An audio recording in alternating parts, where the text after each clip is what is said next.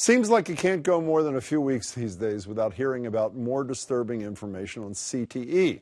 That's the degenerative brain disease that researchers recently found affected 99% of more than 100 NFL players whose brains they studied. That research grabbed a lot of headlines, but as Stephanie Leyden shows us, it's noticeably absent in a high-profile new NFL museum exhibit in Boston. Tom Brady's sixth-round draft pick card is here. So is a jacket from his trend-setting coach. Look, no hood. It's all part of Gridiron Glory, the Football Hall of Fame's traveling exhibit that's touched down at Boston's Museum of Science.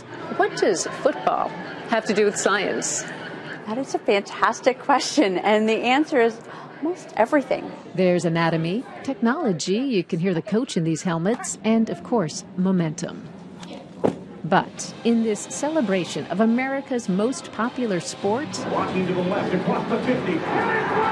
There's not a single mention of the science that reveals players pay a price. The decision to host the exhibition was many years ago, as the science was really new and emerging. Given what researchers now know, the museum became the first to augment Gridiron Glory. So the brain sitting inside of the skull, it doesn't fit in perfectly. With information on the latest research linking repetitive head blows with degenerative brain disease. Athletes can get, and actually these are football players in general, can get over 1,000 subconcussive hits in one season. And in high school players, that can be almost doubled. Museum educator Susan Hyman says there's awareness about the disease linked to football, chronic traumatic encephalopathy, or CTE.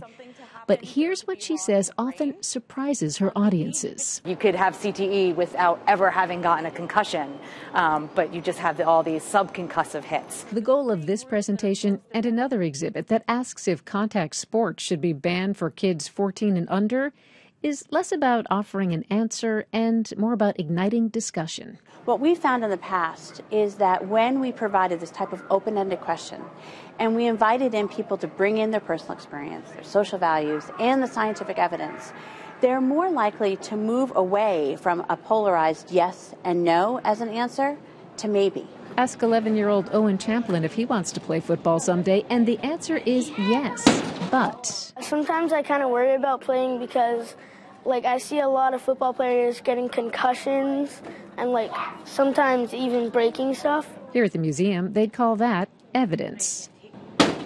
Something to consider along with the glory of the game. Stephanie Leyden, WGBH News. What's not clear at this point is how many people who come for the Gridiron Glory exhibit stay for the information on brain injury research. The Museum of Science says it's now in the process of tracking those numbers to find out. I'll have more to say about CTE in just a couple of minutes.